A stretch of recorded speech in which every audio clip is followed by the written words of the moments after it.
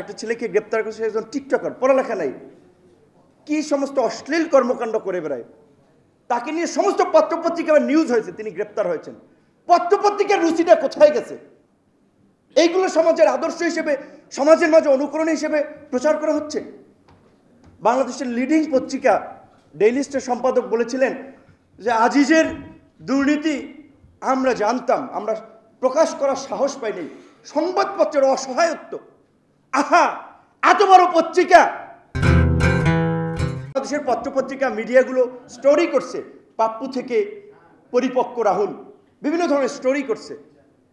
ভারতের গণতন্ত্র নির্বাচন নিয়ে কত রকমের বিশ্লেষণ এখানে দেখেছি, অথচ নিজের দেশে মানুষের ভোট দিতে পারছে না, ভোটের কথা বলতে গিয়ে রাস্তায় গুলি খাচ্ছে। বিজ্ঞ পলিটিশিয়ানরা, মুক্তিযোদ্ধারা লাঞ্ছিত হচ্ছে। পুরো সমাজ বলতে হচ্ছে, এখানে আমাদের সিনিয়র রাজনীতিবিদরা আছেন, একটা বিষয় লক্ষ্য করেছেন, আপনার ভবিষ্যৎ প্রজন্ম কি রেখে যাচ্ছেন? পড়ালেখা নাই, কথাবার্তা মানে সামাজিকতা বলেন, আপনার একটা শিক্ষণীয় বিষয় বলেন, কিচ্ছু নাই। কিছু ছেলেপেলে তারা টিকটকে সেলিব্রিটি, মিলিয়ন মিলিয়ন ইয়ং যুবকরা আবার তাদেরকে ফলো করে, কি সমস্ত অসামাজিক কাজকর্ম করে। তারা হচ্ছে এই সময় যুব সমাজের আইকন। একজন কাউন্সিলরের ক্যাডার, মোহাম্মদপুরে একটা ছেলে আছে, বাইকার, খুব জনপ্রিয়, তার প্রায় ধরেন 24 লক্ষ ফলোয়ার আছে। মোহাম্মদপুরে একজন কাউন্সিলরের বলতে পারেন সে অ্যাক্টিভিস্ট, পান্ডা টিমের সদস্য, কিন্তু তাকে 24 লক্ষ যুবক ফলো করছে। তাহলে যুব সমাজ, তরুণ সমাজ কোন দিকে যাচ্ছে? একটা ছেলেকে গ্রেপ্তার করেছে, একজন টিকটকার, পড়ালেখা নাই, কি সমস্ত অশ্লীল কর্মকাণ্ড করে বেড়ায়। তাকে নিয়ে সমস্ত পত্রপত্রিকায় নিউজ হয়েছে, তিনি গ্রেপ্তার হয়েছেন। পত্রপত্রিকার রুচিটা কোথায় গেছে? এইগুলো সমাজের আদর্শ হিসেবে, সমাজের মাঝে অনুকরণ হিসেবে প্রচার করা হচ্ছে। বাংলাদেশের লিডিং পত্রিকা ডেইলি স্টার সম্পাদক বলেছিলেন যে আজিজের দুর্নীতি আমরা জানতাম, আমরা প্রকাশ করার সাহস পাইনি, সংবাদপত্রের অসহায়ত্ব। আহা, এত বড় পত্রিকা বলছে আমাদের সরকার 3 দশক পার করছেন, মানে কমফোর্টেবলি বলতেছেন তারা, এটা তারা পার করছেন। এই অবস্থাটা দেশে কিভাবে তৈরি হলো? এই অবস্থা, এই সংবাদপত্রের মালিকরাও জড়িত ছিলেন, সিভিল সোসাইটির একটা অংশ জড়িত ছিলেন, হালুয়া রুটি খাওয়ার জন্য একটা গ্রুপ ছিলেন, তারাও জড়িত ছিলেন। এখন সবাই হাহুতাশ করছে। দেখেন, সবার মুখ কালো, সবাই বলছে যে এইভাবে দেশ চলতে পারে না।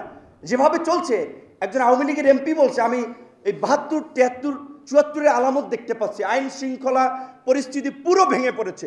আইন শৃঙ্খলার মধ্যে বাহিনীতে সরকারের নিয়ন্ত্রণ নাই। গতকালকে বাংলা আউটলুকে প্রধানমন্ত্রীর বেসরকারি খাত বিষয়ক উপদেষ্টা সালমান এফ রহমান এবং প্রধানমন্ত্রীর নিরাপত্তা উপদেষ্টা জেনারেল তারিক সিদ্দিকী, তার বিরুদ্ধে কথা বলা দুষ্কর। কারণ ডিজিএফআই, এনএসআই সব তার আঙ্গুলি হেলনে উঠে আর বসে। কাজে আমি কথা বলে আবার বাসা থেকে যাতে, এইখান থেকে বাসায় যেতে পারবো কিনা এটাও একটা সন্দেহ। তারপরেও বলছি, বাংলা আউটলুকে রিপোর্ট প্রকাশ করেছে, আপনারা পড়ে নেবেন। 11 সালে কেয়ারটেকার গভর্নমেন্ট বাতিলের ফলে যেটা তীব্র আন্দোলনের মুখে সরকারের পতন হতে পারে, সেই এক্সিটের জন্য তারা আপনার ক্যারিবিয়ান দ্বীপপুঞ্জের একটি রাষ্ট্রের নাগরিকত্বের জন্য আপনার আবেদন করেছিল, এবং তারা কিভাবে লন্ডন সহ বিভিন্ন জায়গায় তার ছেলে মেয়ে বউয়ের নামে প্রপার্টি, এত করাপশন। কয়টা টেলিভিশন টক আয়োজন করতে পারবেন জেনারেল তারিক সিদ্দিকীর বিরুদ্ধে? পারবেন না আপনারা। সেনাপ্রধান আজিজের বিরুদ্ধে এখন কথা বলছেন, বেনজিরের বিরুদ্ধে কথা বলছেন। বেনজির 22 সালে রিটায়ার্ডের পরে, আমরা একই ডিপার্টমেন্টের ছাত্র, যদিও তিনি সিনিয়র, আমি খুব কিছু লেখা লিখেছিলাম। কয়জন কথা বলেছেন তার এত অপকর্ম জেনেও? আজিজ সাহেব মরা গরু ধরে টানছেন, মরা সাপ ধরে পিটাচ্ছেন। আজিজ সাহেব পদে থাকতে যখন all the prime ministers men Al জাজিরার ডকুমেন্টারি প্রকাশ করলো, কিভাবে তিনি তার ক্ষমতার অপব্যবহার করে তার ভাইদেরকে রাষ্ট্রপতির ক্ষমা করে খুনিদেরকে মুক্ত করেছিলেন, দায় মুক্তি দিয়েছিলেন। সে সময় কয়েকজন সেনাপ্রধানের পদত্যাগ চেয়েছিলেন যে এই ধরনের একটা ক্রিমিনাল পরিবারের সদস্য বাংলাদেশের সেনাবাহিনীর মতো গৌরব উজ্জ্বল প্রতিষ্ঠানের প্রধান হতে পারে না। কয়েকজন ভয়েস রেজ করেছেন।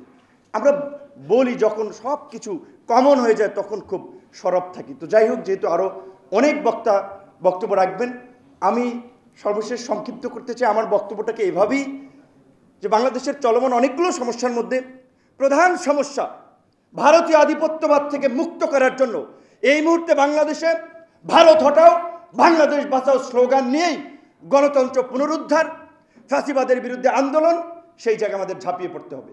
গণতন্ত্র পুনরুদ্ধার, গণ অভ্যুত্থানের সব ধরনের উপাদান বিদ্যমান, আপনারা চেয়ে দেখেন বিদ্যমান।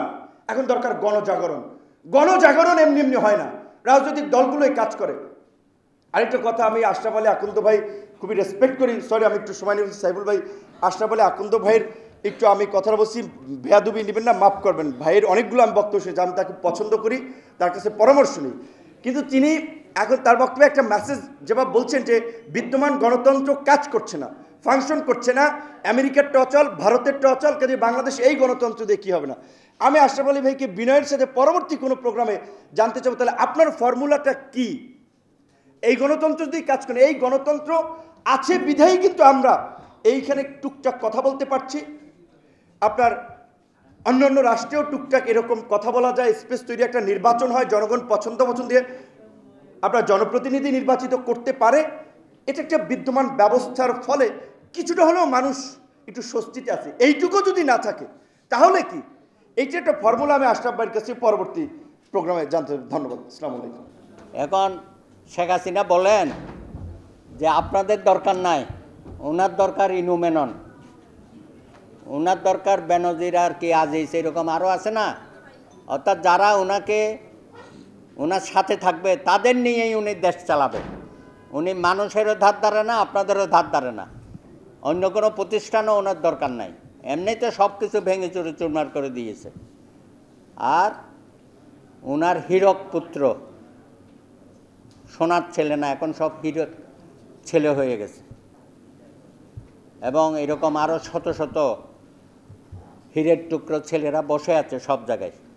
একটু আগে শুনলেন না, ওই যে দক্ষিণের মেয়র তাপস, বিনা ভোটে নির্বাচিত, জবরদখলকারী আরেকজন, উনি বাণিজ্য ভবন তৈরি করবে এখান থেকে 2 কিলোমিটারের মধ্যে। পরিচ্ছন্নতা কর্মী, যাদেরকে আমরা কি বলি, সুইপার বলি, যারা ঢাকা শহরকে পরিষ্কার পরিচ্ছন্ন রাখে, আমাদের স্বাস্থ্যকর অবস্থায় রাখার জন্য দিনরাত পরিশ্রম করে। 300 বছর ধরে তারা সেখানে আছে এবং বংশ পরস্পরায় আছে। এক একটি ঘরে 7-8 জন করে, ছোট ছোট ঘর, পুরা পরিবার নিয়ে সেখানে থাকে। বোলডোজার দিয়ে তাদেরকে উচ্ছেদ করা হচ্ছে। কেন? ওখানে বাণিজ্যিক ভবন বানাতে হবে ওনার। এর আগেও টিটি কলোনি কমলাপুরের ওখানে এই ধরনের উচ্ছেদ অবস্থান চালিয়েছে। এই সমস্ত হীরের টুকরো ছেলেরা সারা দেশে সারা জায়গায় বসে আছে, কিন্তু কোন জায়গায় নাই। এই যে ওয়াসার একজন এমডি সাহেব আজকে কত বছর ধরে বসে আছে, কত বড় দুর্নীতিবাজ, মহা দুর্নীতিবাজ।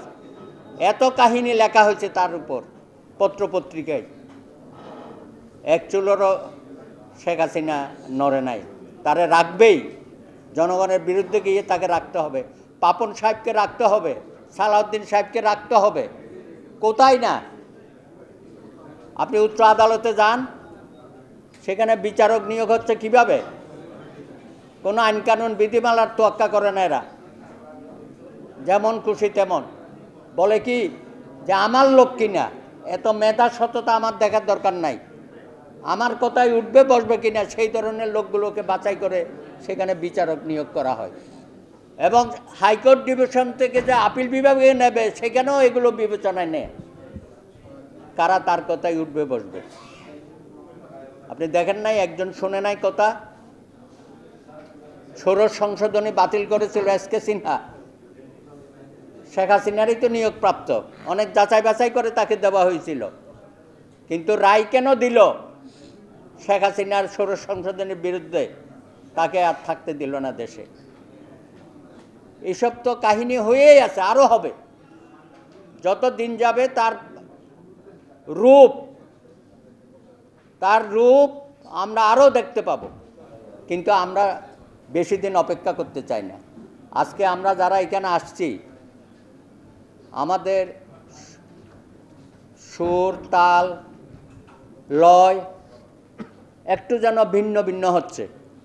আমি কিন্তু ব্যক্তিগতভাবে এটা আশা করি না। আমরা একটা মহাসংকটের মধ্যে আছি।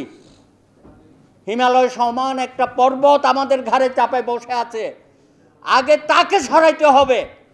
যার যার দলীয় রাজনীতি আপনার জায়গায় করেন, যখন আমরা সম্মিলিতভাবে আসব, একই সুরে আমরা কথা বলবো, শেখ হাসিনার পতন অনিবার্য করব, সেই লক্ষ্যে আমাদের এগোতে হবে। ধন্যবাদ।